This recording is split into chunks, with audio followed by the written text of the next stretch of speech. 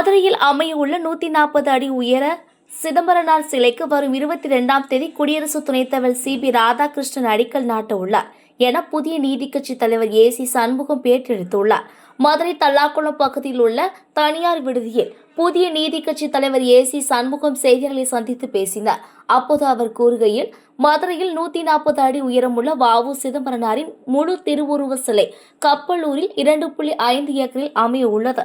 இதற்காக தனியார் கல்லூரியிடம் கொடுக்கப்பட்டுள்ளது. பிப்ரவரி 22ஆம் தேதி இந்திய துணை குடியரசுத் தலைவர் சி.பி. ராதாகிருஷ்ணன் சிலைக்கு அடிக்கல் நாட்ட உள்ளார். சிலை அமைவிடத்தில் நூலகம், பூங்கா உள்ளிட்டவை அமைய உள்ளது. சிலையின் முகத்தை பார்க்கும் வண்ணம் 2 லிப்ட் அமைக்கப்பட்டுள்ளது. 2.5 ஏக்கர் நிலத்தை கப்பலூர் பி.டி.ஆர். கல்லூரி நிர்வாகம் அளித்துள்ளது. 15 மாதத்தில் சிலை அமைக்கப்பட்டு பிரதமர் மோடி சிலையை திறந்து வைக்கிறார். இதற்காக 10 கோடி ரூபாய் செலவாகும். இதில் எந்த அரசியல் கட்சி சார்புடையது இல்லை.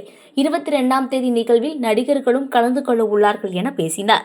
தெய்வ குணமும் அதே போல தேசபக்தியும் கொண்ட ஆற்றல் மிக்க ஒரு தலைவர் வடநாட்டிலே பிறந்திருந்தால் அவர் மிக உயர்ந்த புகழை பெற்றிருப்பார்கள். இப்பொழுதும் நாங்கள் எங்களால் முடிந்ததை போடியிலே வெங்கல சிலையை வ.உ.சிக்கு திறந்து வைத்தோம். அதே போல சின்னாளப்பட்டியிலே வ.உ.சி. ஐயா அவர்களுக்கு வெங்கல சிலை வைத்தோம். அதே போல திண்டுக்கல்லிலே வெங்கல சிலையை வைத்தோம். கடைசியாக 3 மாதத்திற்கு முன்பு கூட ராஜபாளையத்திலே அதிவழி வெங்கல சிலையை அமைத்தோம். இப்போது உலகத்திலே உயரமான ஒரு சிலையை ஐயா வ.உ.சி. அவர்களுக்கு வைக்க முடிவெடுத்திருக்கிறோம்.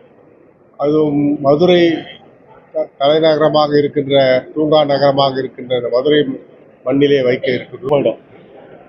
ஆனால் ஒரு 10 கோடி ரூபாய் செலவில் ஒரு மிகப்பெரிய தனவந்தர், ஒரு மிகப்பெரிய தியாகி, கடைசியில் 2 ஆயுள் தண்டனை கிடைச்சவர், செக்கு இழுத்தார் மாடு போல.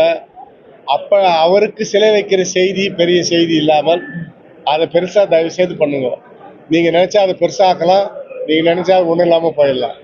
அதனால் ஊடகங்கள், ஏன்னா வல்லபாய் பட்டேலுக்கு மிகப்பெரிய சிலை வைக்கப்பட்டிருக்குது.